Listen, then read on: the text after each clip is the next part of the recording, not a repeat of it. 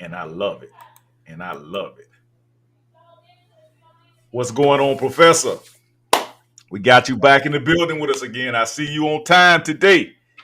Listen, I'm on time and I'm on budget, bro. I love it. I love it. Punctuality. I love it, man. We I don't, we love don't, we it. And do thank color you people for joining time, us today. sir. I say thank you for joining us today for this men's think tank discussion. Let me send out a few invites to the family to Yes, make sure sir. they get some of this hot fire because we're I about to told bring you, it. I got your back like a chiropractor, Dr. Juice. We're about to bring it again. And they deleted our video yesterday. They deleted our discussion yesterday. It was fire too, man. It was kind of breaking down the schematic and breaking down the fundamentals about what black media is and the new black media and why we need it. That's So right. I'm gonna do whatever I can do in my power to make sure we run that replay back on that, Professor. That was a great discussion. We had a few local brothers that joined in. Brother Z joined in. And man, that thing was fire, man. I really enjoy this, man. I really enjoy talking to you guys, man, too, man. When y'all guys come on here with us, man, listen, man, I enjoy this, and I wish we had more participation from the family members. But family, I get it. I understand. This is some intelligent, high level conversations, and some people just. I'm not gonna say y'all don't want to do it. I'm not gonna say I just think you're not ready for it right now, family. I just think that's what it is. So I mean, pardon the expression, but I just think y'all not ready for it. And everybody is not the chosen ones. You know, many are called, but few are chosen, Professor. You want to chime in on that and introduce yourself? Yes, sir. Well, y'all know who I am. I'm straight from the 3Ds, man. Across the highway, all the way from the ATL. We too, we too busy to hate. Too busy. Too We busy, too man. busy to hate. Yes, It sir. ain't in our. It's not in our DNA either, Professor. No, sir. And again, I just have to continually uh, commend you on the investment that's been made for us to do this. Uh, we, and when I say we as a people in our culture, it's unfortunate that we don't have modern day think tanks anymore. We don't, we don't discuss relevant issues in our communities, Yeah. and the people who they think that's gonna save us and be our hope, they're not having discussions about what's meaningful in our community. So guess what we got to do, Dr. Juice? We have to What's that? do it, and I'm okay with that. Yeah. Commandment, the Orange Man, none of them talk about issues that are meaningful to us in our community. So guess what we're gonna do? We're gonna talk about it, and We're maybe gonna chop that'll it make up. yeah, We're gonna chop it up. We're gonna chop it up, absolutely. and we're gonna be consistent at it. And like I say, we're gonna be unapologetic at it. And that's what a lot of our family don't understand. They don't understand that. Listen, we don't do this for likes. We do No, this because we're on assignment. And you got to have the courage to do what we're doing right now. And let it be known, family, they're about to start censoring. They censored my program last night. Am I lying, Professor? Did they not censor my whole program? the Almost an AI, hour and a half of good content. We was right? dropping the content. They censoring you now, man, because what's going on when every time it gets around election time or it's around pandemic or something like that, they want to try to censor your speech. They don't want you to be a independent thinker. Anytime, and did y'all hear about the article that came out on CNN? What did the article say, Professor, It about said black that men? Because we independent thinkers, what they called us? they called you low IQ voters. They say we low IQ voters because we, we want to vote how we want to vote. We need to vote what economically benefits us. We need to vote the way that is going to be beneficial to our next generations. They just as worse as old dang on Jim Crow Joe talking about if you don't you What did he say? If you ain't black, if you don't vote for me, what? That's the same thing. I mean, these people are literally the dictators. Y'all want to call the orange man the dictator? A dictator is somebody who control the way you speak, censor your speech, ban your speech from speaking.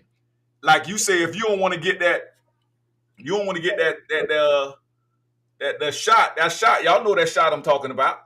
If you don't want to get that shot, oh, you get to get you. We got to censor you for telling people don't get the shot. What? That's dictatorship. Making you mandated to take a shot, mandating a shot. If you don't take the shot, you lose your job.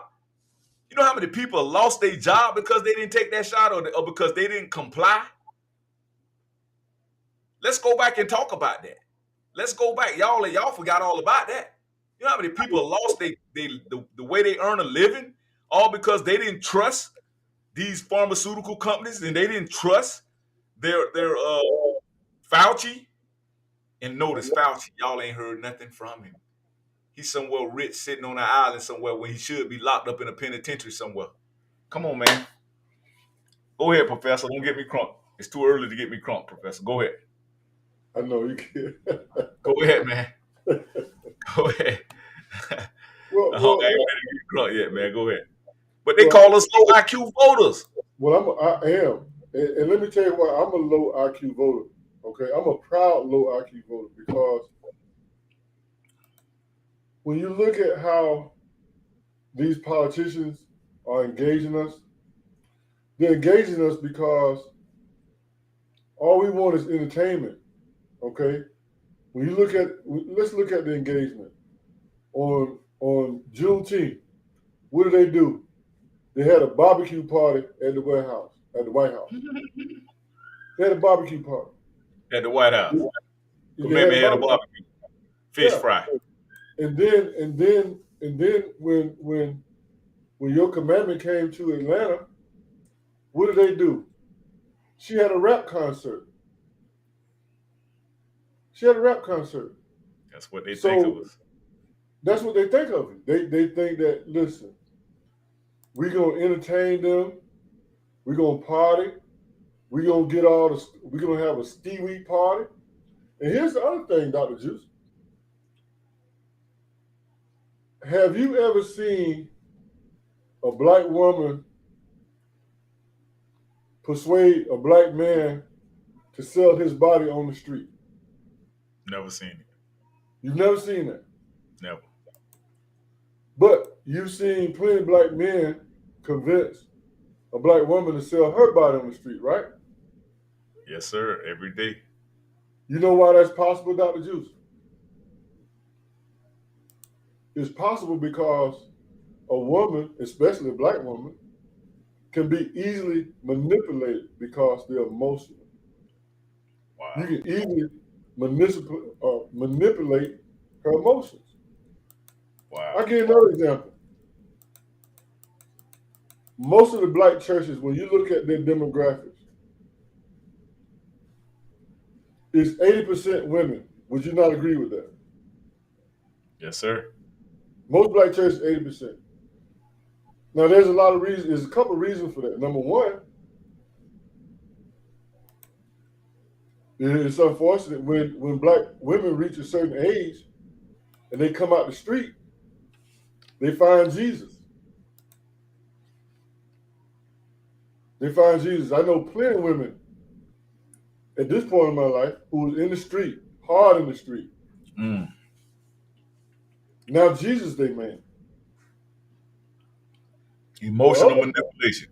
Yeah, and then if Jesus not their man, they pastor their man. Wow. Right. Because but I just can't get over that, Professor, man. They called us low IQ voters. I mean, the insults never stop. I take it as a compliment because you can't. I'm an intellect, bro. I'm an intellect. I'm a professor. Okay, so and we're talking about serious things. We're talking about policies.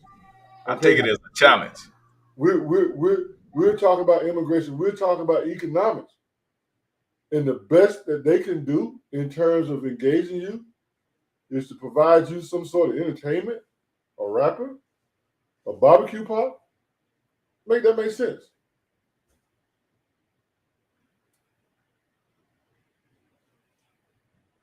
So when it comes to engagement, I am a low IQ voter because when you come at me with all of that foolishness and bambooziness, my IQ go way down, bro. I can't do it. I can't do it at all.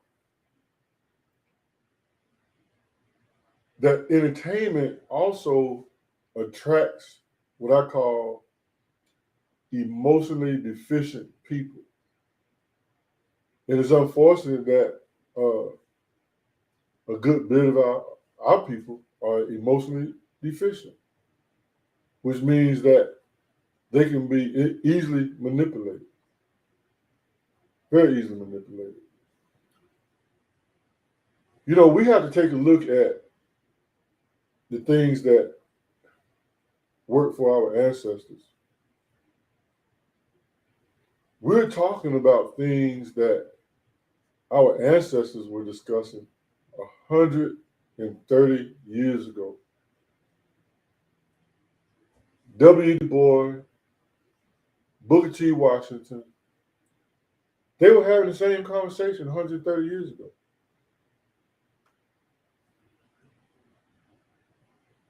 Think about Booker T. Washington. He was saying things like, "Cash your bucket where you are. Work hard." Yes, sir. I Sooner or want to later, play something. I want to play something for the family real quick. This is one of my partners right here. I met him up in Washington D.C. during the march on. We did a march on Washington last month, and the wife and I went up to D.C. and we went to the Capitol and the White House and literally put on a rally for reparations. And we protested and we told them exactly what we wanted them to hear. Look, no tangibles, no black agenda. You won't be getting no vote this year. And it wasn't no black men, baby. It was black women all standing in solidarity. And all of us were there together. And we told them, look, so speaking of some of our great heroes, this young man right here is a very, very great hero, I think. And a lot of people need to get on court with this young man here. And I'm gonna play it real quick for the family, Professor. go ahead. Strategic with it. They got this whole thing where they try to shame us into voting. Black people, they don't do that to other groups. They don't shame other groups and say, hey, if you don't vote, you're not this, you're not that.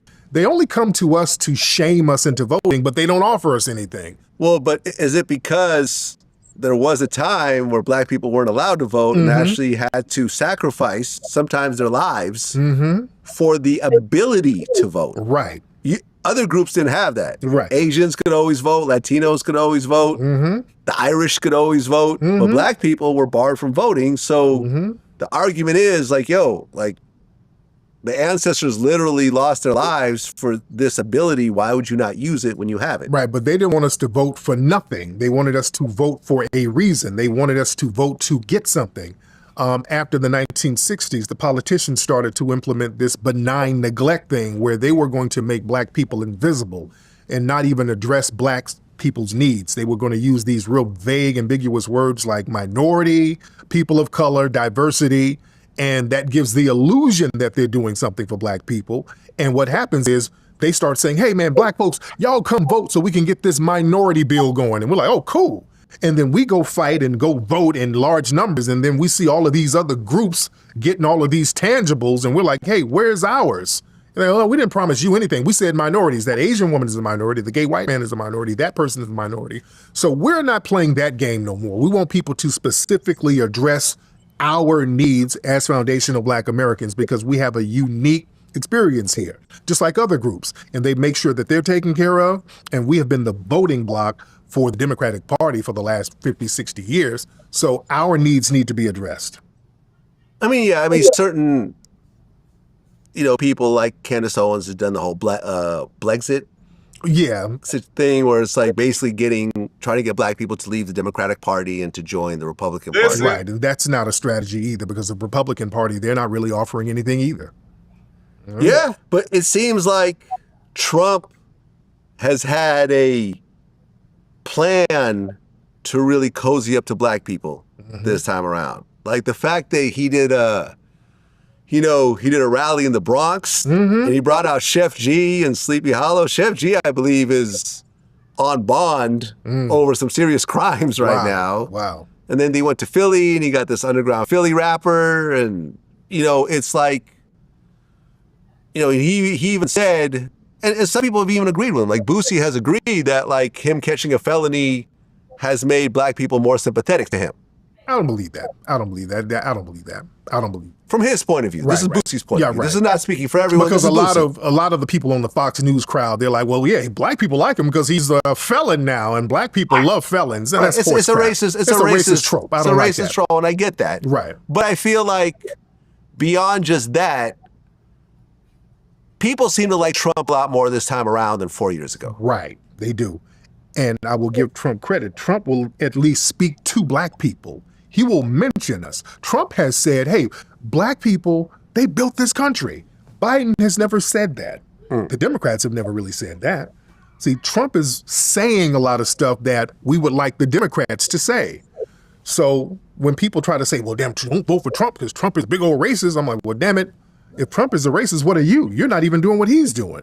And he's at least acknowledging us to a certain degree, you see? Yeah, I mean, look, after watching that debate Oh, yeah, that was and brutal. seeing Biden,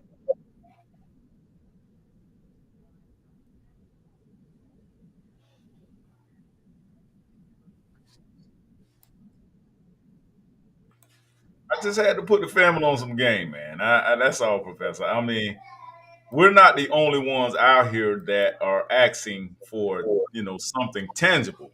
You know what I'm saying? We Absolutely. want, and I think you always said, Professor, we have a unique situation, the Black Americans do, and we need unique solutions. We Absolutely. need catered solutions.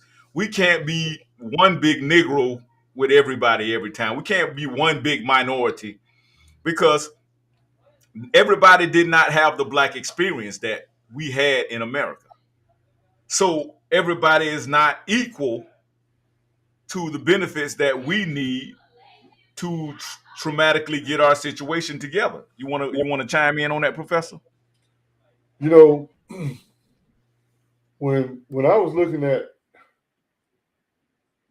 the internet and when it was becoming commercialized, one of the things that technology promised, it promised the ability to self-publish. And I think that, not that I think, I believe now, I'm convinced, that with this ability to self-publish, we have a better educated demographics now. And in the case of CNN, they're trying to marginalize that fact by creating a narrative that we are low IQ voters. And I don't see it. What I see is a lot of self-publication. I see a big growth of consciousness. And I'm seeing this Black consciousness all over the United States, just like that example that you had pointed out. And I would like to encourage any and everybody to become a Black medium. Tell your story. Put it out there. Because education is one of the things that we're lacking. That's why it's so easy to invoke manipulation. That's a great question, Professor. Like, why are we so easy to be manipulated, man? Like, and shamed. How can you shame us into feeling guilty about the position that we are in that you caused here in America? Like, I've never seen anything like this in my life, man. It's like Interesting, man. I've Well, never well, seen this well. type of dynamic on any group. And like I say, they don't go to the Asians and the Spanish. They don't be talking about Sexy Red and come out to the picnic and come to the barbecue, come to the fish fry. We got Megan Thee Stallion for y'all amigos.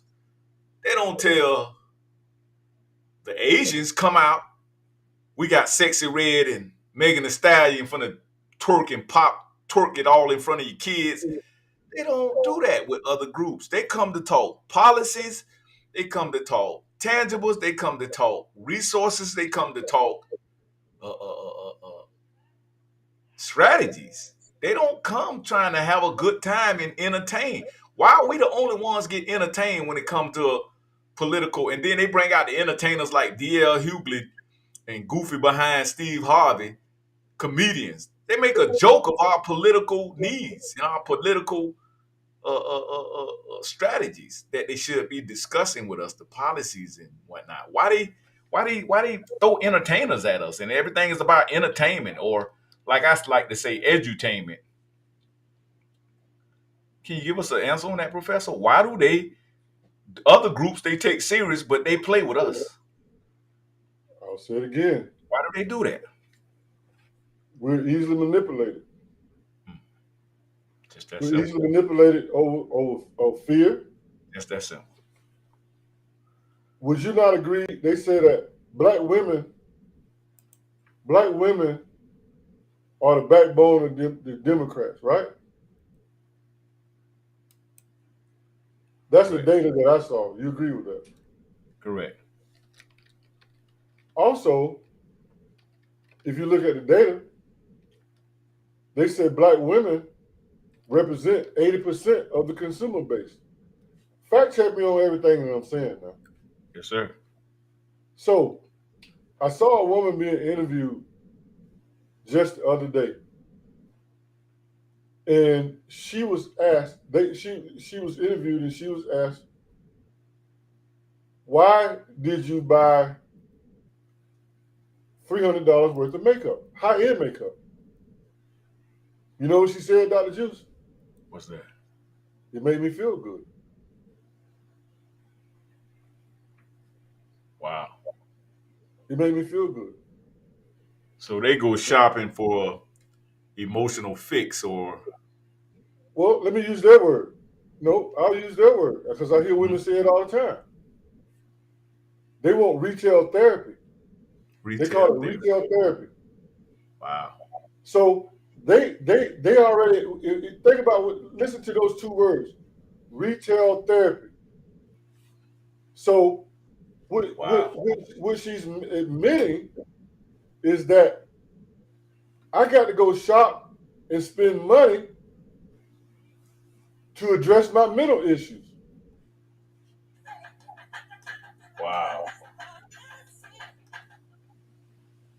I got to go shopping. I got to go to Lenox Mall. In fact, that's the first thing people want to do when they get to Atlanta. Go to Buckhead and go to Lenox Mall. Mm-mm-mm. So she's saying that I've seen so many women get stressed out. Oh, child, I need to go get some retail therapy. So what they do, they go run their credit cards up, spend all their money, and then when they finish shopping, guess the next thing that they do, Dr. Juice? What did They go eat. it? Correct. That's why the majority of our women are obese now. Correct. Correct. Because food and shopping, Dr. Juice, is an addiction. So check it out. So if you got to go get retail therapy and now you got to go eat after that, that's an illness, bro. Wow. Now, I love my sisters. Trust me, I love black. My mama was black. I love my daughter's black. But these are hard conversations that we need to have to bring awareness, because the other people are encouraging them to do that. Oh, girl, be free. Be yourself. Go shop. Do you? Okay. Speaking of our sisters, I want to play this clip that they deleted so happily. They deleted us last night, and they blocked our show last night, y'all. They don't want y'all to get this hot fire, man. I'm telling you. Listen, man, it be some heavy research going into this platform, and I just want y'all to understand that, man. A lot of people don't take it serious, man. But listen, I'm about this life, man. I'm really about this life, and I just want to get y'all this education and the information about what's really going on behind the scene, because I know. Listen, I'm an entrepreneur. So I have the time to build this platform. Professor, he's a black businessman.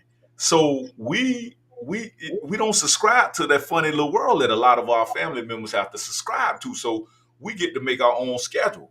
So we have time to do this. And so this is just one of our passions for our community. And we just need some feedback. We need feedback because we like to take data and we like to take information and we like to sanitize that data, study it, research it, so that it can benefit our community and it can benefit our community first. And that's serious, sincerely from my heart. I do this because it's coming from the heart, family. I don't have to do this. Professor don't have to do this, right, Professor? We don't have to do this, but man, we have a passion. This man is a black educator. When have you ever seen black men giving back their education back into the community? When have you ever? That's very rare in our community, man. And I give this man salute. This man, I salute this man, and I commend this man. This man is a very, very encouraging icon in my life. You know what I'm saying? He may have his run-ins and his bump heads with whoever, but like I say, man, this man is a very well-educated man, and I can appreciate that, Professor. And kudos, and I salute you for that, Professor. So I want to play this clip real quick for the family member, just to let y'all hear what's going on from a woman's perspective. You hear me? Get it queued up real quick. Okay, let's see here. Now I had it queued in, Professor. I done lost my track again. I went to go ahead, Professor, but chime in on that though, about being a black educated man. Well, I appreciate the kind words. And think about it. I've taught in white institutions for over 20 years, right? I've made countless corporations a lot of money with my skill set. But what have I done for my own community? What have I done for the people whose shoulders that I stand on? What have I done? Yes, sir. And it's, I would like to encourage other people who have skill sets to help build your community. You know, I got a lot of Latinos that have worked for me on the ranch, man. And there's not been one time, Dr. Juice, that when I've taken those Latino boys home, you know the first stop that they want to make, Dr. Juice? What's that? Western Union. Wow. Soon as I hand them money, why is that? Because they want to send money back home. Send that money back home, man. Wow. Unbelievable. I did an experiment one time, Dr. Juice. I did a social experiment with black folk and Mexicans. And what that experiment consisted of, when they finished working for me, on the Mexican side, I gave that Mexican who speak decent English, because that's who I made him the boss. I gave him the money to pay everybody. And he did just that, and it was okay, no problem. I conducted the same experiment with black folks, and it was a big problem. Wow. Hey man, what you doing? Oh no, nigga, I want give me my money. Don't be giving no that up. Give me my money. Difficult. Well, why we have to be difficult right here. But let me chime back over to the women. Let's not get off topic. I want to show you what a lot of these educated women that are on a level of entrepreneurship, I'll say, and business ownership, And that's the thing, man. I think I heard a young lady say something today on a social media platform about, she say she believes she was voting Democrat because they was poor and they was raised poor, and poor people most of the time they gonna vote Democratic. But when you start getting money and your business start thriving and you start getting some income coming in, the tax bracket thing changes for you. And when you hit a certain tax bracket and you notice that some of the policies and some of the legislation that the Democrats have in place penalize you for making money. They call it capital gains tax. And they start killing you, man. They hit me up this year for about 10 stacks. I ain't never had to pay in on my taxes, bro. You know what I'm saying? But as soon as I start making a little change, look what happened.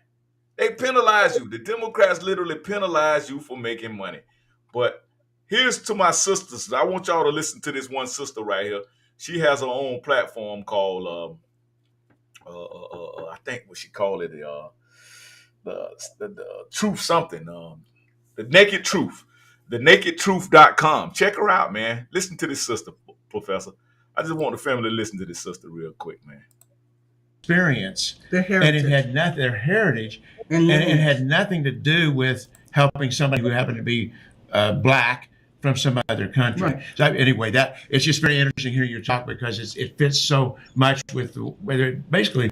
I'm sure that you can find leaders that were more race conscious, but one of the things that I found in some of my recent studies is that the black leaders and editors, they work so hard to really get away from racial distinctions and idea of race, because that was something that this whole idea of scientific racism had been so harmful to African Americans, and as it turns out, the scientific community eventually got out of that.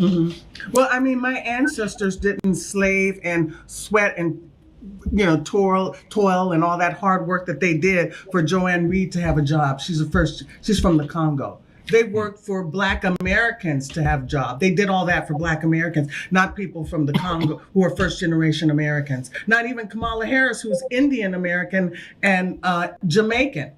Right. My ancestors didn't work for Kamala Harris to have these benefits. They worked for Black Americans to have benefits. I think even Obama is not even a Black American. This is why using color, the skin color, is not sufficient. It's American experience. It's confusing. Right. And this is why I say white Americans and Black Americans have been in America the longest since its founding.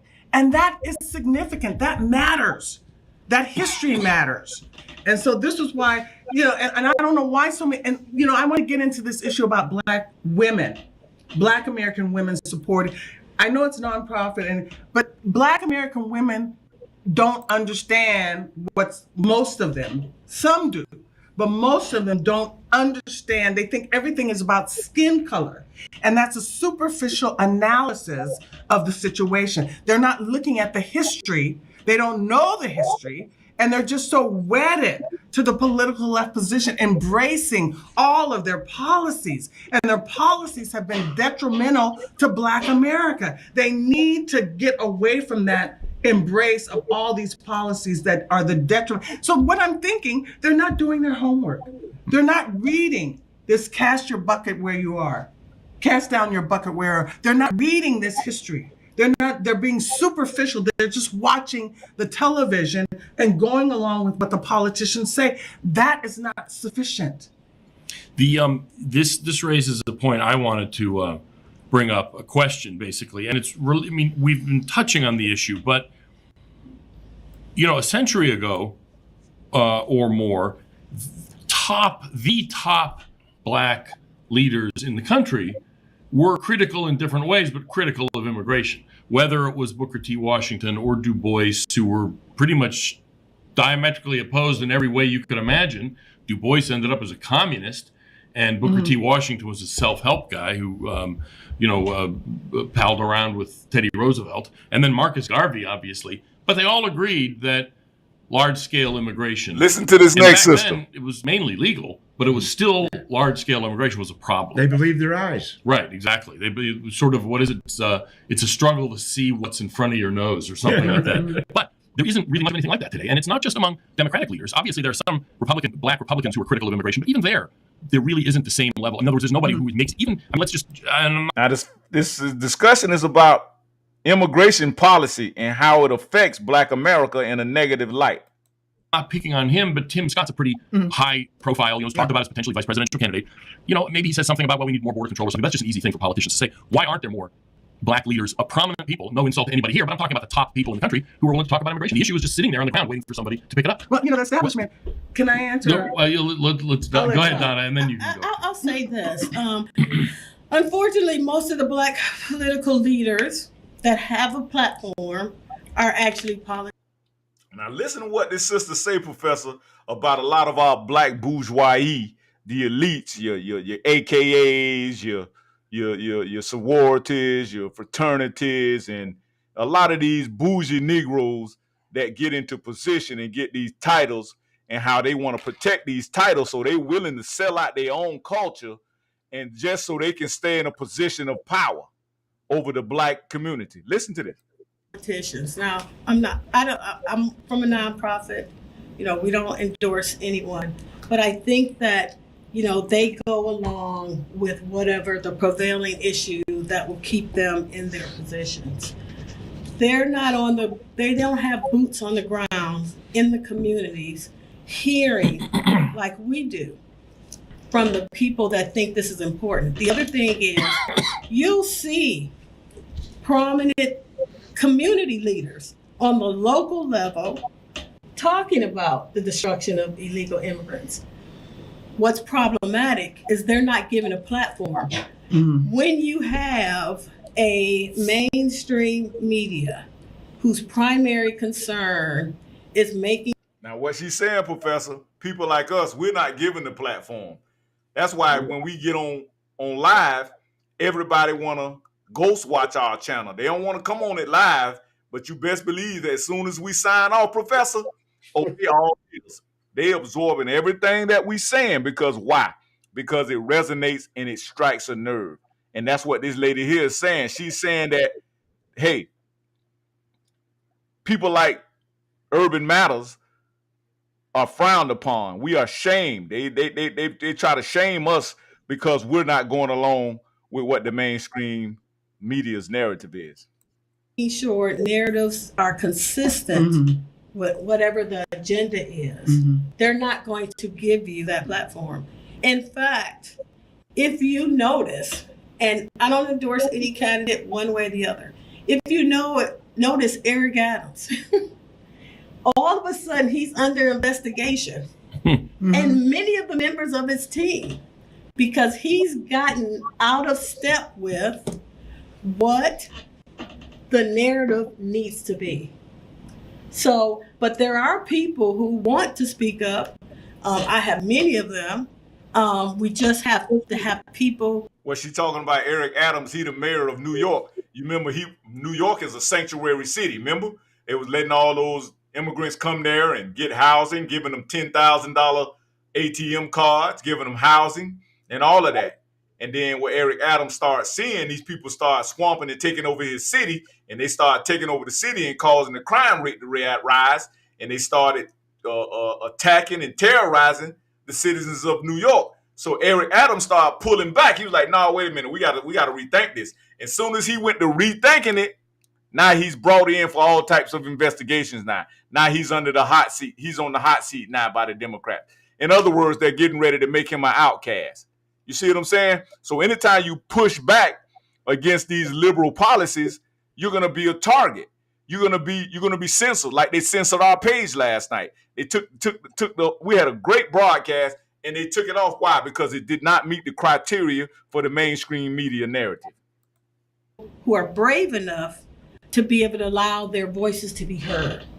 And so that is the biggest issue. It's the platform, not the people in the community who are saying this, because you go to New York, in the Bronx, you go to New York City, you go to Chicago, you can go to Atlanta.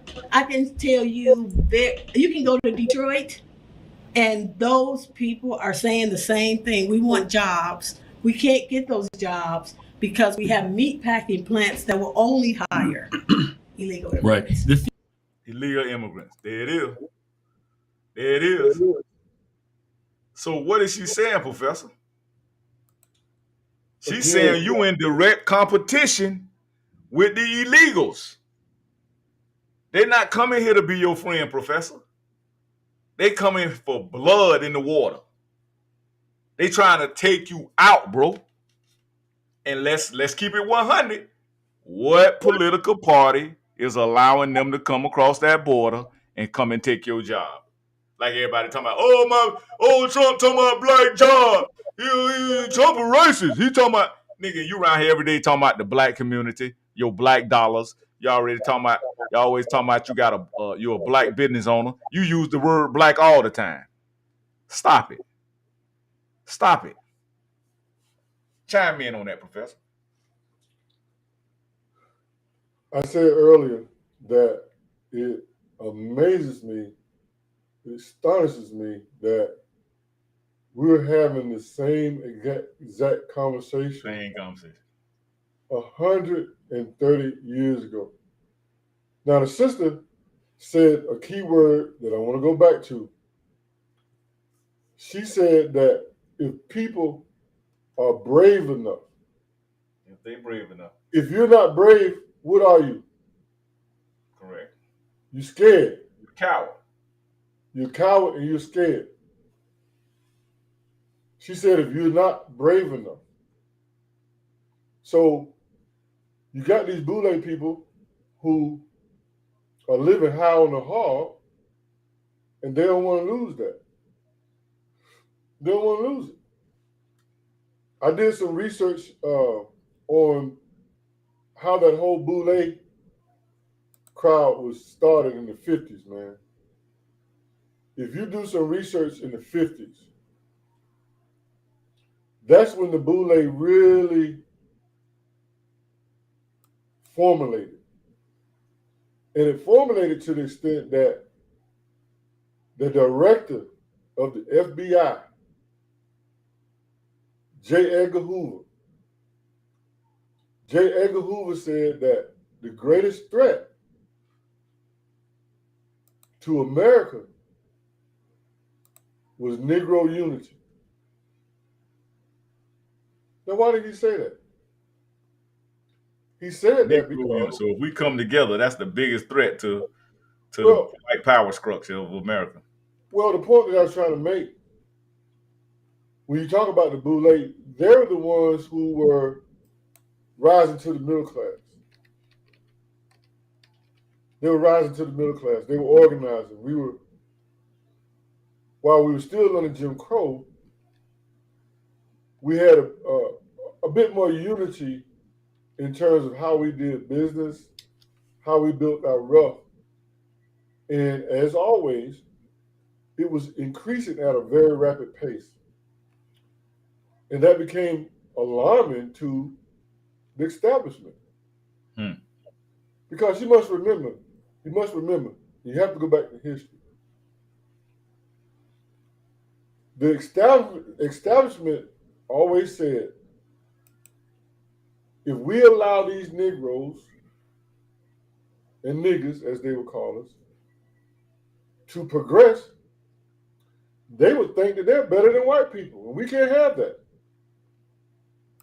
Absolutely. If we allow them to get educated, them black folks are going to think that they're better than us. So, over the last 70 years, at least, they've made a concerted effort every 10 years to create situations that would destroy our people, destroy our men and women. And they've been successful at it. That's why, again, it's so easy to emotionally manipulate black people, especially black women.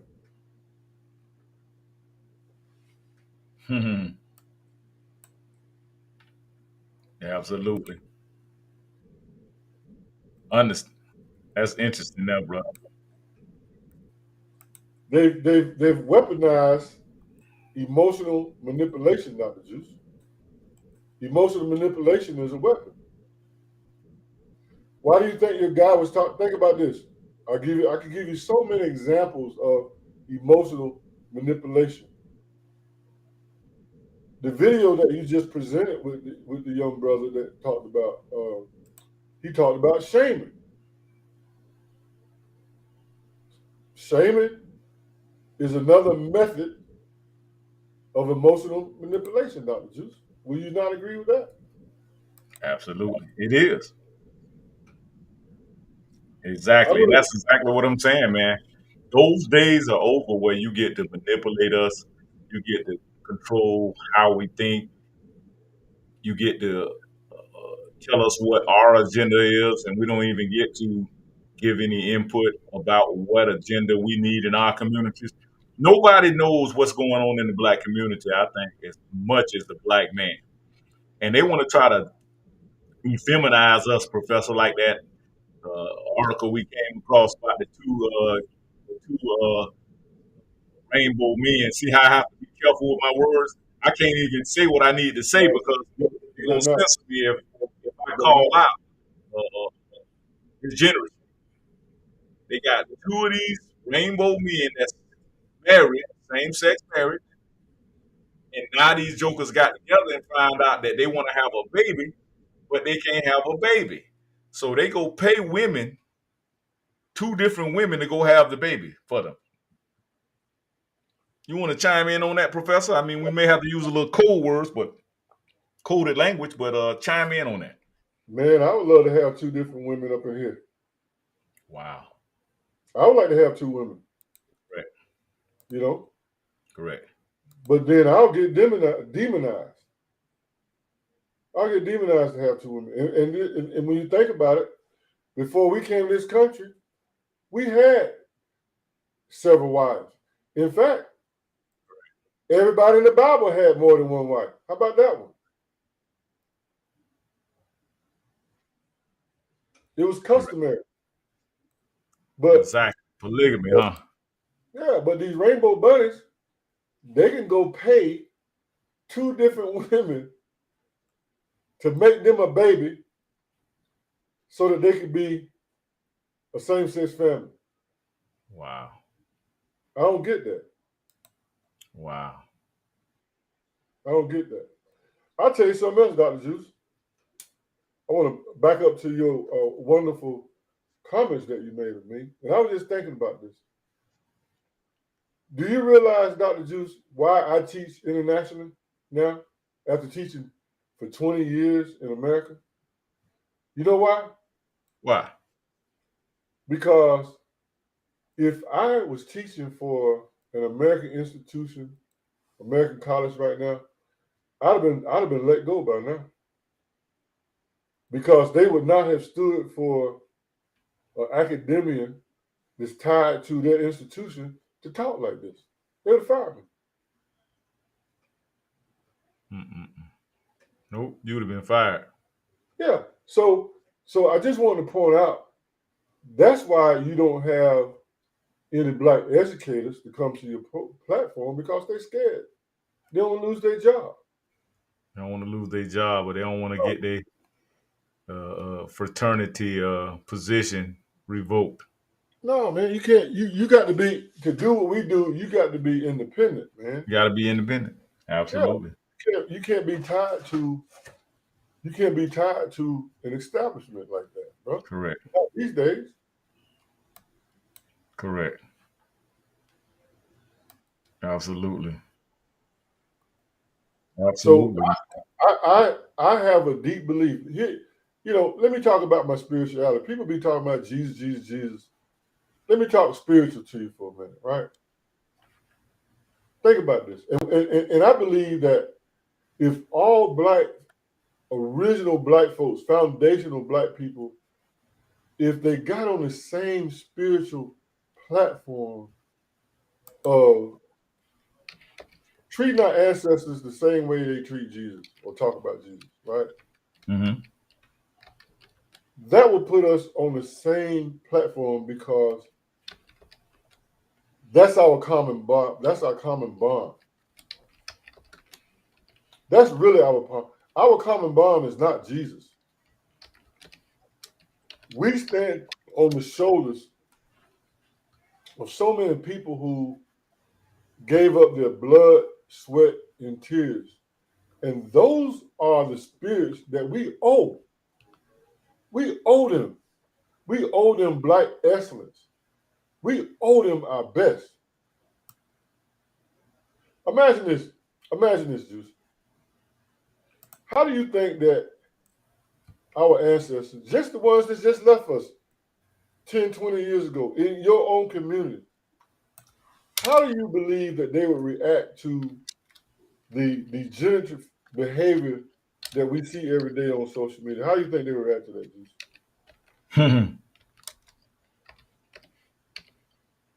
Yeah. How do you think they would react to all this buffoonery that you see every day on the internet without people? The same way they react to us having a opinion about how we feel about the modern Christian the modern Christian church. They would scrutinize you. They would call you a blasphemer. They would call you a outcast. They would call you a degenerate. They would call you a sellout. They got a lot of names for the shaming tactics that we use in our community whenever somebody starts thinking for themselves. See, there was a time where the black church was an asset to the black community because it was a one-stop shop all for black people, because you were not allowed to participate in mainstream America. So the only institution that you had was the black church, the black newspaper, and black businesses. But when you traded ownership for integration, all of the institutions went away except for the black church. And the black church stopped discussing politics. They stopped discussing community issues. If you went to a church right now in your community and you want to strike up a conversation about community issues, politics, they say, son, we only talk about Jesus in here. Mm-hmm. And then, since you like data, look at the social data around all these different churches, right? Look at the incarceration rates. Look at the educational rate. Look at the economic status. And you have to ask yourself, if they're the only institution left in the community, what are they really doing? What are they really doing that's having an impact on the community? You don't have no men in the church, 80% women.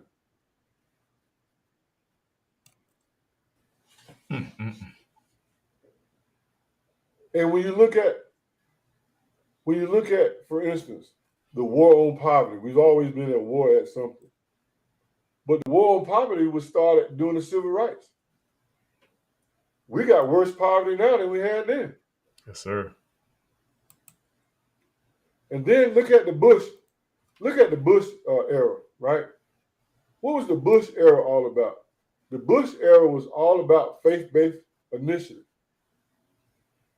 Check this out, Dr. Juice. We didn't have mega churches prior to the Bush administration, bro. All of the mega churches were created by the Bush administration, bro. Think about it. Yep. FBI, they call it the faith-based initiative. Yes, sir. I know it well. So yeah, Professor, I mean, listen, it's a lot of stuff out there. I seen one of these senators named Tom Cotton. He's a Republican senator, and he was having a discussion on CNN about how they scare black voters into claiming they're Democrat and not even knowing why they are Democrat. The same way you say the church operates on a fear-based tactic. We operate the same way politically, off of fear. Yes, same way. Let me turn the light on here. We're getting a little dark in, Professor. Do me a favor, Dr. Juice. Yes, sir. Read me the definition. I need you to read a couple definitions for me so that your audience are real clear. A lot of times we use words and we really don't dig into the pure definition of it. So we're gonna do like those churches do. You know how some of them people preach. They read a verse in the Bible and start and preach on it. We're gonna read the definition. We're gonna do it like the Bible. Read the definition of fear to me. Definition of fear. Yes, sir. What's the definition of fear, Doctor? Okay, I got it coming up here. Fear, an unpleasant, often strong emotion caused by anticipation or awareness of danger, an instance of the emotional state marked by this emotion. Also, it could mean anxiousness, solitude.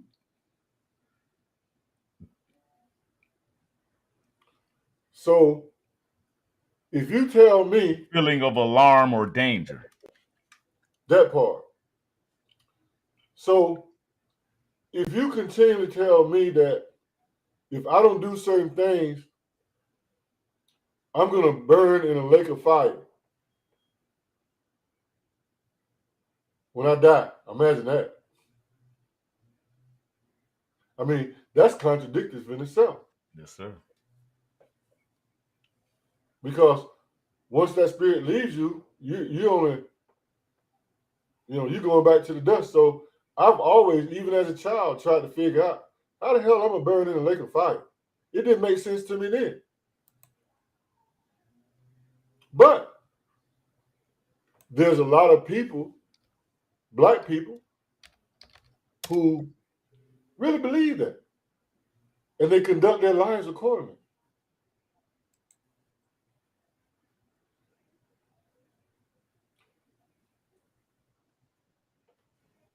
Wow.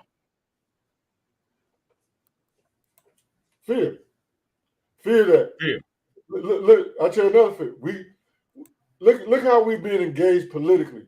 I'll bring it back to politics. I'll get off the churches for a minute. So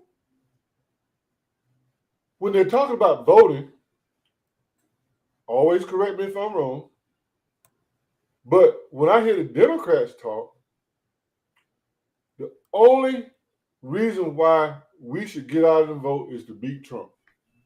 That's it. That's it. Fear of Trump. Fear Trump. And speaking of that, Professor, I got another clip I want to share with the family. I got to share this. I want you to see how CNN invokes fear, and they met up with the wrong senator, Senator Tom Cotton, right? Now, I don't care much for these guys, but if even a squirrel find a nut, a healthy nut every now and then. You know what I'm saying? I just have to put that out there. You got to listen to this guy. This chick thought she was going to catch this senator in a corner, and listen to how this senator boxes her in with facts and truth. You got to see this, Professor. This is off the chain. You got to see this here. This going to trip you out. You do wonderful research. You got to hear this, man. And watch how, when he catch her, watch how she pivot to a whole nother subject. I want to talk to you about what's going on in the Mideast. No, let's go back to the race thing when you were trying to make it out of race and Kamala, and I want the family members to pay attention to it. Something I'm gonna go into after we finish this real quick video, Professor. Y'all notice how they done made this thing about Kamala Harris' race so much, we done got off the economic subject about black economics.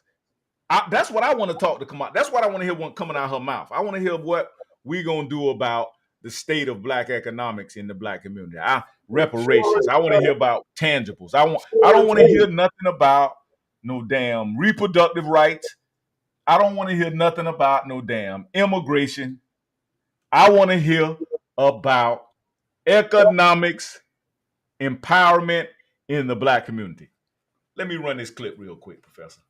She said she ain't gonna do shit. She said she ain't doing shit. But she doing specifics for every other group. But ain't gonna do shit for us. Okay. I get it. You ain't got to tell me twice. You don't have to tell me twice. Here we go right here. Listen to this senator here, y'all. This Senator Tom Cotton, and watch how he give her ass this work. Let me see. I keep losing my damn spot where I be at, Professor. All right, it's technology. We ain't got no more time, right? We on our own, man. I got something else I want to play y'all, some old cornball. Y'all know him well from the 2 Live crew. He want to talk a little crap. Here we go. 31st at the end of the month, whether or not they're going to be able to pay them next month, whether or not we're going to have another $10 million under Kamala Harris presidency. We have had that conversation about her policy views, but how does her changing her views and her policy justify having the presumptive Republican questioning her race? How does that increase or decrease your party's chances of winning in November? Next month, whether or not we're going to have another. Years ago, Hill, who referred to her as a DEI hire, he was asked if he keep talking about this DEI hire bullshit. Watch this here. Was contrasting the Biden-Harris record and Harris's record from the first time she ran for president to the Trump-era record. That's a contrast that Donald Trump will win every day of the week. I know you don't like her policies, and you talk about, you call her the San Francisco liberal. I saw you saying that with Jake Tapper the other day, but that was not Donald Trump's main point today when he was asked about your Republican colleagues on the Hill who refer to her as a DEI hire. He was asked if he believes that she's only on the ticket because she's a black woman. And then he said that she doesn't always claim to be black, which is not true. But does anything that she has or hasn't said about her heritage have anything to do with her qualifications to be in the Oval Office? Well, no, Kaylin, that's not what President Trump said. He said he didn't even know what Rachel Scott meant by a DEI hire, and he had no idea why Joe Biden hired her. What really matters is whether the American people want to hire her, given her record. And I promise you, if you think things have been bad for the last 4 years under Joe Biden, the worst is yet to come if Kamala Harris is the president. I just want to quote his words to you, Senator. He said, "I didn't know she was black until a number of years ago when she happened to turn black, and now she wants to be known as black. So I don't know, is she Indian or is she black?" You can defend those comments tonight? And he also said either is fine, both is fine. He loves African Americans, he loves Indian Americans, he loves all Americans. The point is that we don't know where she stands politically because she spent her entire life as a dangerous San Francisco liberal. And now in the last 10 days, she's tried to flip-flop on every single position.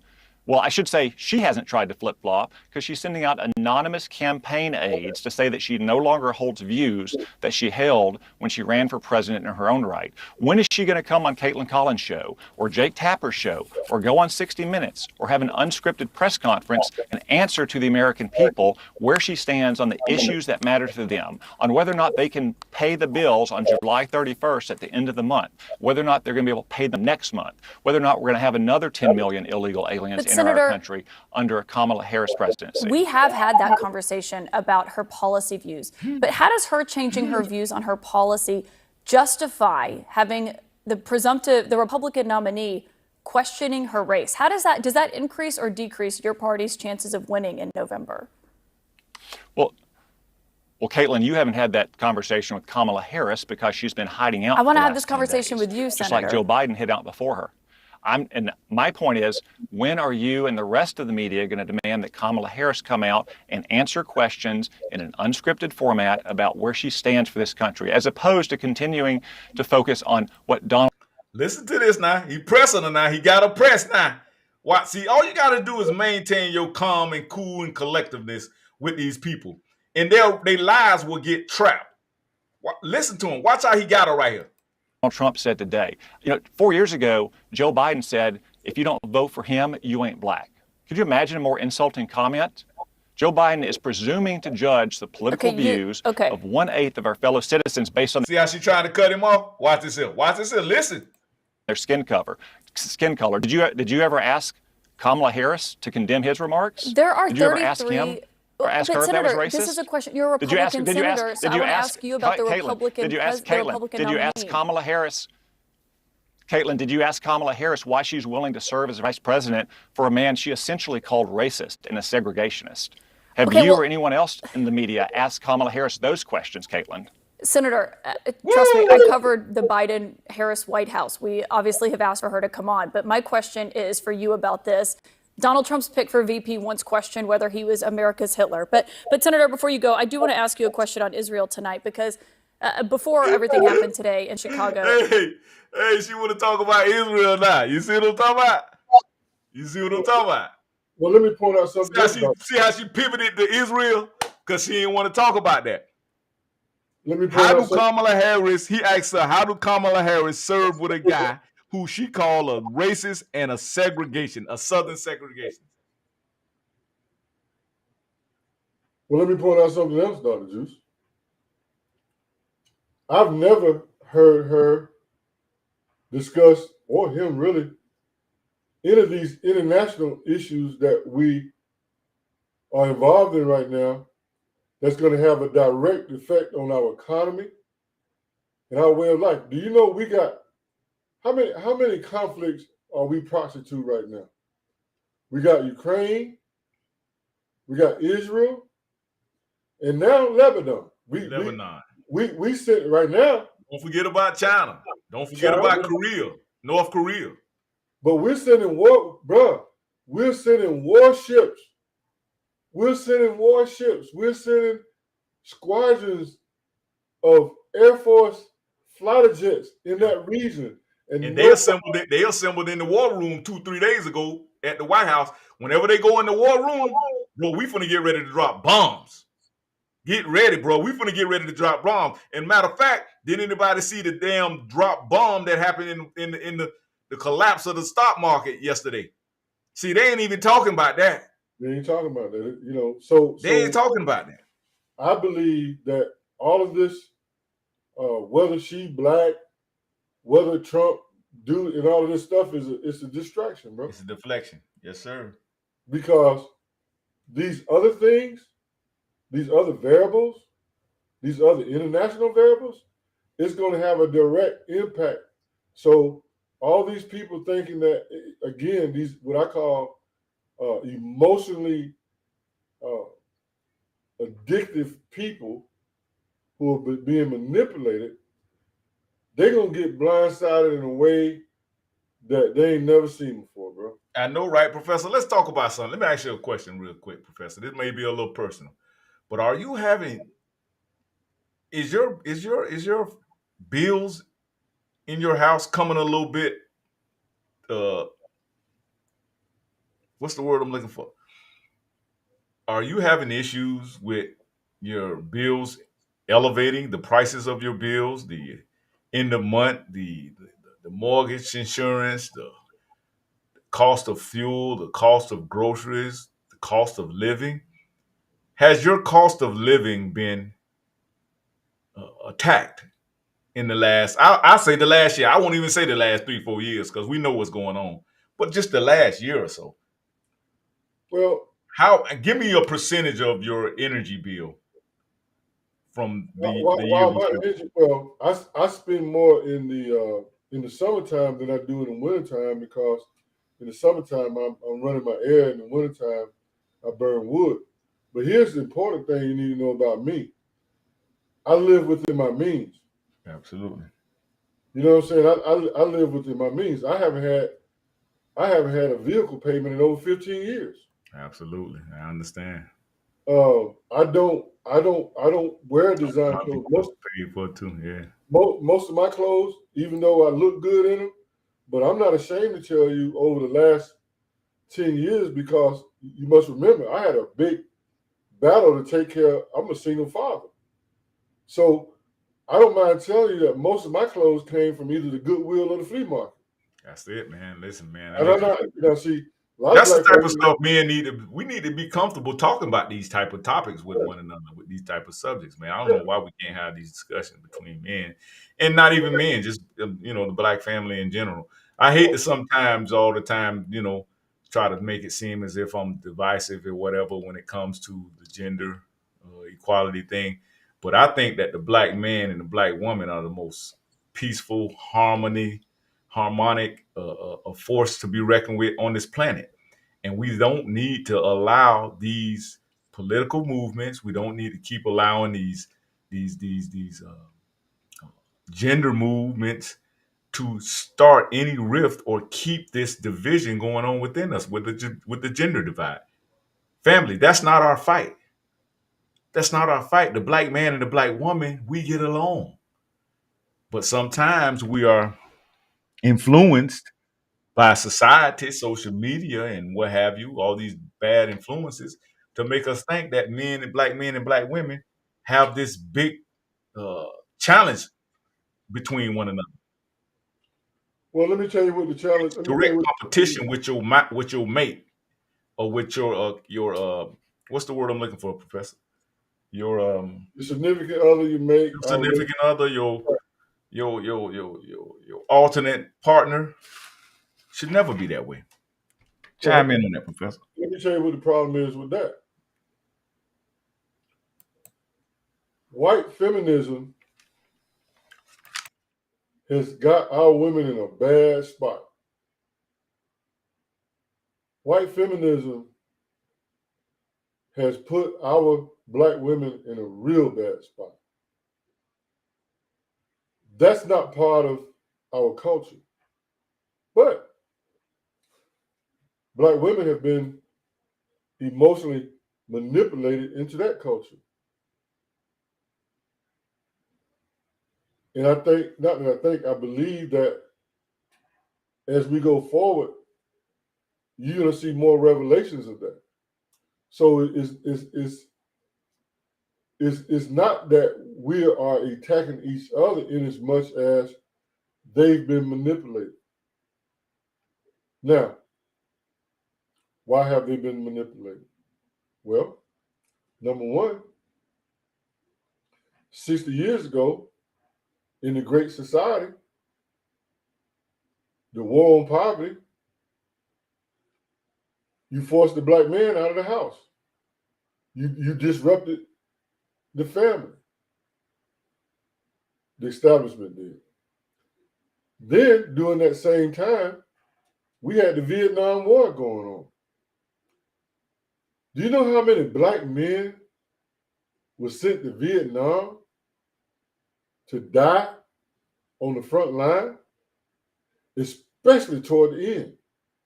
Especially toward the end. We lost so many black men in that war. They don't talk about that. Yes. But we lost more black. When you look at the numbers, our war casualties in Vietnam, black men were disproportionately lost in the Vietnam War. They won't tell you that. Absolutely. And then, during that same time, there were so many experiments done on us with all of these mind-altering drugs. You too young to remember this, you might. But when I was in high school during the Vietnam War, they had acid, they had LSD, they had Quaaludes. All of those drugs were used as an experiment on black men who served in the Vietnam War. That's why so many of them came back messed up on drugs. Absolutely. So I'm showing you all of these cases where the black men were pulled out of the homes. It destroyed the black family. So now, what they're trying to convince you is that two black men can be a husband and wife together now. Wow. That's that. See, and I don't mind. I don't mind telling the whole world. I don't hate nobody, but when I talk about cultural segregation, that's not our culture. That lifestyle is irrelevant to us as black men. But they've used that to destroy the black family. Because look at the numbers. Think about this now. And I'm not hating nobody. But when I look at all the sisters, man, all the black women who are desperate for a man, desperate to have a family, because you must realize there are more black men, there are more married black men than married black women. There are more black women available than black men.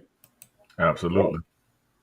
So think about this, Dr. Juice. And I'm just saying, this is, again, this ain't no hate. It's just simple math. So if you don't have, if you're talking about, if you're concerned about a black traditional family, if you're concerned about black traditional family, and you don't have enough available men in your culture to build generational wealth, to build communities, why would you encourage two men to get married? Mm-hmm. And then convince them and tell them to pay black women to have a baby? So the question I have, so think about it, Juice. I hate to use this example, but if you and I was married and we paid two women to have a baby, what about those women who had the baby? Who's going to be left for them? What kind of family structure do they have? Correct. I mean, help me understand this whole new culture. It don't make sense to me. Sound like polygamy to me. Yeah, but if you talk about if you say that you want 3 wives, then that's the problem. But you can be rainbow. Check this out. You can be rainbow, marry another man, and pay women to have your babies. Wow. Make that make sense?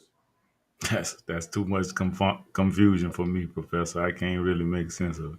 But that's what it is. It started hurting my head as soon as I tried to think about what you were saying. Well, I mean, I live in Atlanta. I live in Atlanta. So all I'm saying is when you're talking about building communities, when you talk about policies, when you talk about the betterment of our future and our baby futures, what are we really doing?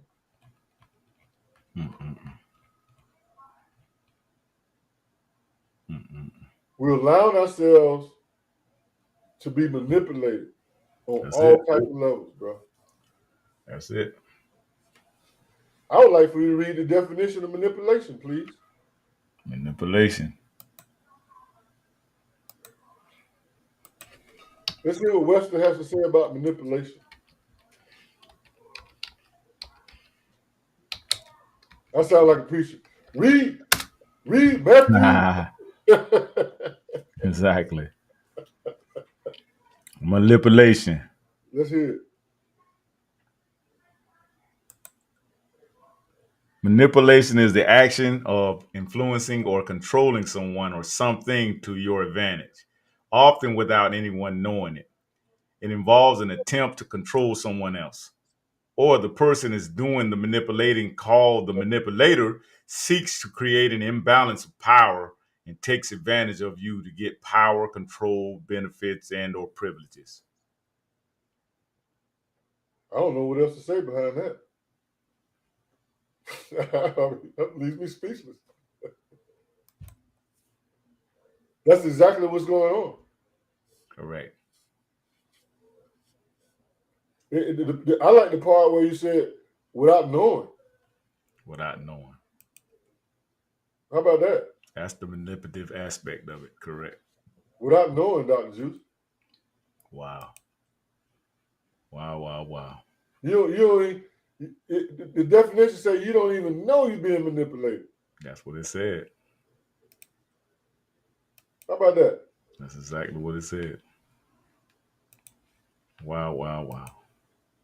So when you look at, you were talking about the black male and the black female.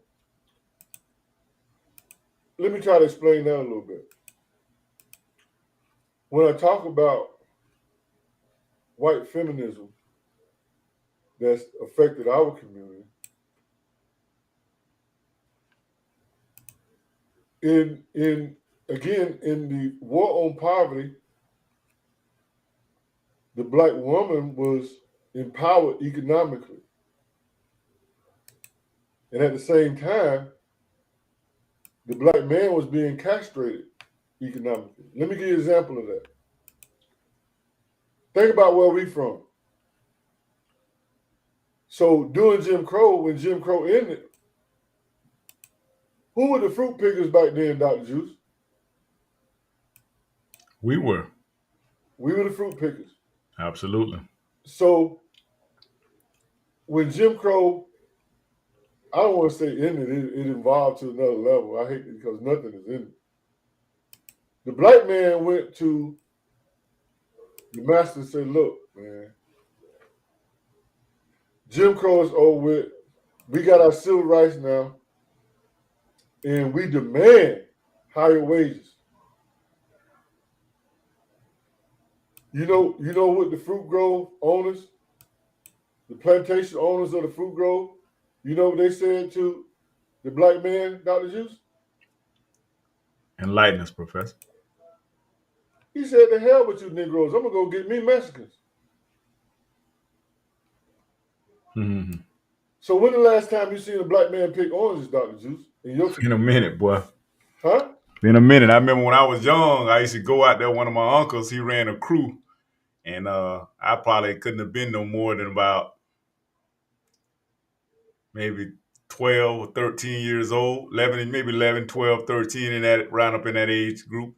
And that's probably the last time I rode on a bus with some black men in the Orange Grove. So we talking, what, 1982, maybe, in 1983. Right. That's the last time I seen that. So here's what was happening during that time. As the black woman income was going up because she subscribed to the white feminists, your income as a black man was going down. Hey, Breezy. Yes, sir. So she started saying that, think about what a black woman is quick to tell you right now. Yes, sir. The first thing out of her mouth, she gonna tell you, I don't need a man and I make my own money. You never hear a white woman say that. No. You never hear an Asian woman saying that. Never. You never hear an Indian woman saying that. Never. But that's gonna be the first thing out that black woman's mouth. I don't need a man, and I'm independent. I'm independent. You never hear a white woman say, I'm independent. Never. You never hear a Chinese woman say, I'm independent. You never hear a black man say he independent. Why a black man can't use that term? And I know right now, Professor, you're a single man. I never hear you say, I'm independent. I don't need no this and that. I never hear that. I need a woman. In fact, when I raised my child, I had 6 different women help me raise my child. I need women. I love women. I need women. I had 6 different women. Especially, I love the black women, boy. Oh, my God, that black woman do something to me, boy. I had 6 different women to help me raise my daughter. I was living my African culture because that's where we come from. Yes, sir. That's what we did before we came over here. That's in our DNA. In fact, it's so much in our DNA. Look at what our ancestors did. I don't understand how them old dudes, man, under Jim Crow, they had to have them. They had 15 children, 18 children, because they had to work the farm. And they had the children over here, they had children over there. Everybody was eating. Yep. Polygamy was the thing back then. You needed extra women and extra help. And you know something, I'm gonna show you something, Professor, how a lot of our women right now today practice polygamy and don't even realize they practicing it. say for instance, you ever been in a relationship, my sisters, and then you got a friend that's in a relationship, right? And you find out that that friend, we're just gonna say it's your friend. We ain't gonna say it's you. And your friend, she got an old man, right? Or she may not have a boyfriend or a husband. But say for instance, she go and have sexual relations with a guy, and then she get pregnant from that guy, right? Right? So she have a baby. And then her and that guy don't work out. But then she go and get into another relationship with another person, go have another baby from that guy. So now she got 3 different baby daddies, right? 2 or 3 different baby daddies, right? That's polygamy. Yeah, I'm just saying, what do you call? But what do you call? But they don't say that though. That's polygamy. But they don't say that. But you get mad if your old man say, "Hey, baby, I need another wife around the house. I need 2 more wives around the house," right? And you mad, or say for instance, ladies, you messing with a man, and you know somebody else messing with that man, and you go mess with that man, and you know he got an old lady, and you still have a sexual relation with that man. That's polygamy. But what do you call? But what do you call? What I'm saying is, what do you call a woman? How do you label a woman that got 3 different baby daddies? What do you call that? She's a polygamist. But they don't look down on it. They say, "Oh well, you know, she," and they make excuses. Well, you know, I ain't gonna be nobody seconds and thirds and that and that. Yes, you well, she is. got 3 different baby daddies. Yes, you is. You seconds and thirds, and some of them be fourths and fifths. Make that make sense? I'm trying to make sense of it, Professor. I can't make sense, man. You might have well go on, tell that man, bring her on to the house and let her stay there with y'all. That way, all y'all one big happy family. Well, I tell you one thing, and I'm not saying it lightly. I'll tell you what I see down the road. I believe that it's going to be so crucial economically for Black people that we're going to have to develop these commune type of situations just to survive. I mean, we come together and just join as one. Yeah, you don't have to, because we have no choice. the average cost right now. Check this out, Dr. Juice. The average cost of a house is $400,000. I know. So let's say you're a first-time buyer, right? You got to put down what percent? 20%, right? Correct. That's $80,000. Cash. You got to put down $80,000 to buy your house. And so let's look at rent. And that's the interest rate is still probably close to, I think what them interest rates are now, probably close to 10%, aren't they? 9, something like that. Man, that's a lot. I just heard today, because the stock market kind of raised up a little bit. They were talking about dropping the rates. Now they say, nah, well, we ain't got to drop the rates. They manipulating the market so bad, it's sad. Yeah. So check this out, Dr. Juice. So if you live in an apartment, the average cost of an apartment right now is nearly $2,000 a month. And we ain't talking about a nice area, because in Buckhead, where everybody want to live, that rent in Buckhead is anywhere from $3,500 to 5 stacks a month. Ain't no way I could pay that kind of money and I don't own it. This ain't no way. But there's people doing it. Now, they're not doing it by themselves. A young Black person, or anybody Black really, very difficult to swing that kind of money in rent. You got roommate, you got all kind of roommate type of situations now. That's everywhere, man. But I do investigative work right now, Professor. In every house in the neighborhood I go to, it's at least 4 cars in the driveway. You have cars all in the street, parked in the street, because everybody's car can't fit in the driveway. That means you have multiple families staying within one single family home just to try to keep up with the rent and the bills. That's what I said, man. Y'all want 4 more years of this? Yeah. Can you really sustain and take and survive 4 more years of this economic turmoil? No, I can't. In LA, Dr. Juice, I make good money. in LA, Dr. Juice, 45% of the homeless in LA is black. I saw that. I saw those statistics today. 45% I seen it almost 50%. I saw that. of the black people in LA is homeless. That's half of the population almost. That's why I said 45%. Wow.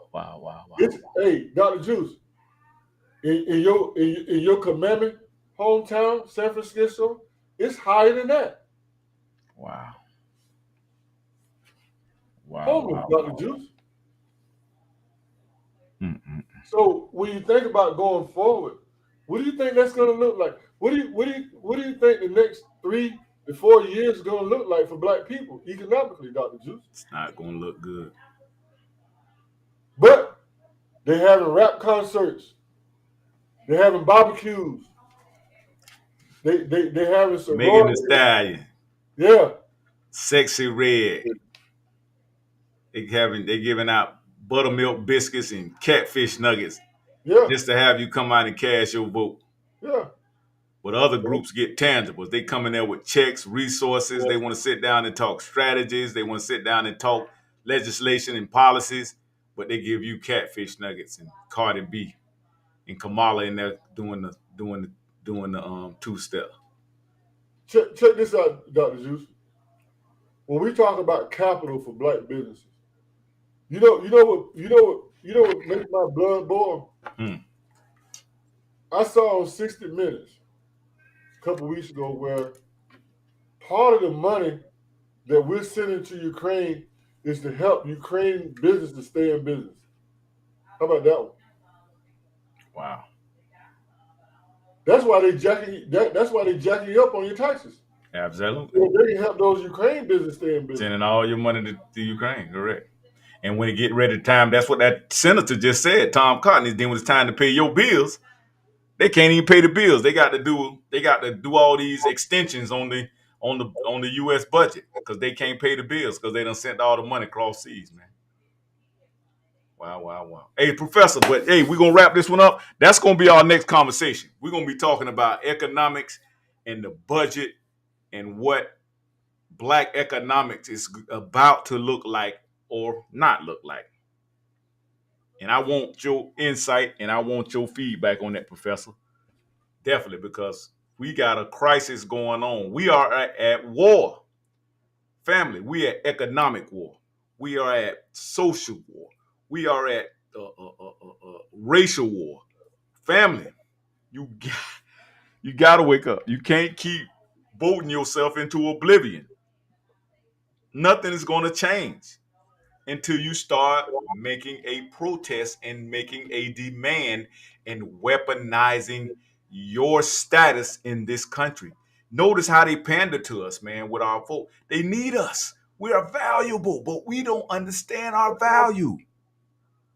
We don't. So we're going to pick this up on the next one, Professor. We're going to come back at them again tomorrow. Stay tuned, family. I stay on Ready, Set, Go, Dr. Juice. Stay tuned, family. Hey, listen, we're going to start bringing this hot fire every single day until we get it. We got to get this, man. We got to get it. Love you. Peace and love, family.